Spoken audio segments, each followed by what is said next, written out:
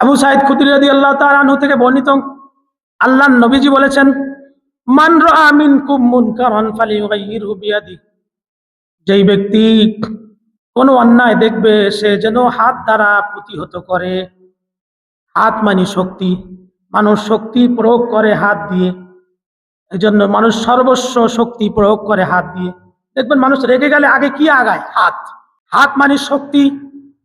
আল্লাহ নবীজি বলেছেন, কোনো খারাপ কাজ দেখলে তোমার পরিবারে, তোমার সমাজে, তোমার এলাকায়, তোমার দেশে তুমি হাত দ্বারা প্রতিবাদ করবে।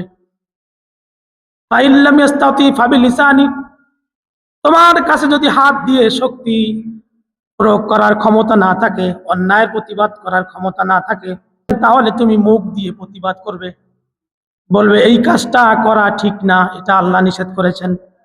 ফাইল্লাম ইস্তাতি ফাবিকলবি, যেই ব্যক্তি মুখ দিয়ে প্রতিবাদ করার সামর্থ্য রাখে না, ওই ব্যক্তি মনে মনে যেন ঘৃণা করে, হায় আল্লাহ, আমাদের সমাজের এই অবস্থা, মানুষ নামাজ পড়ে না, বেহায়া, বেপর্দা, মানুষ অন্যায় কাজ করে, মানুষ জুলুম করে, মিথ্যা কথা বলে, আইল ঠেলে, এই সমাজ কবে ভালো হবে? আমার তো কিছু করার শক্তি নেই, মনে মনে ঘৃণা করা। আল্লাহ নবীজি বলেছেন, ওয়াযালিকা আযআফুল ঈমান, এটা ঈমানের সর্বনিম্ন স্তর, অর্থাৎ দুর্বল ঈমান। ঐতিহাসিকগণ এই দুর্বলকে তিনটি ভাগে ভাগ করেছেন, উইক, উইকার, ওয়েকেস্ট। উইক হলো দুর্বল, উইকার হলো ওই দুর্বলের থেকে আরেকটু দুর্বল, ওয়েকেস্ট অর্থ আরেকটু বেশি দুর্বল। একটা ঘরে যদি 10 জন সদস্য থাকে, এর মধ্যে যদি একজন রোগী এরম হয় যে ওই লোকটি উঠতেও পারে না, বসতেও পারে না, সে যেখানেই খায় এখানেই পেশাব করে, এখানেই পায়খানা করে, তাহলে 9 জন ব্যক্তি একজন ব্যক্তিকে দেখা সম্ভব? সম্ভব না।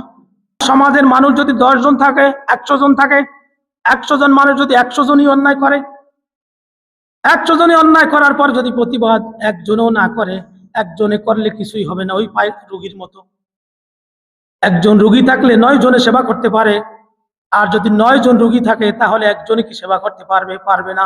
আপনি সেচ দিতে গিয়ে সারাদিন সেচ দিলেন, মেশিন লাগিয়ে দিলেন, যে মেশিন দিয়ে পানি উঠে, ওই মেশিন মনে করেন মেশিনের পাইপ 4 ইঞ্চি অথবা 4.5 ইঞ্চি, কিন্তু সারাদিন সেচ দিলেন, সকাল বেলা উঠে দেখলেন পানি যা আসিল তার চাইতে আরো একটু বেশি আছে, অর্থাৎ 4 ইঞ্চি পানি কমে পাইপ দিয়ে, কিন্তু পুকুরে আরো 20 ইঞ্চি নালা, খাদ আছে, ছিদ্র আছে, এখান থেকে এত পরিমাণ পানি ঢুকে, যা বের হয় তার চাইতে বেশি ঢুকে।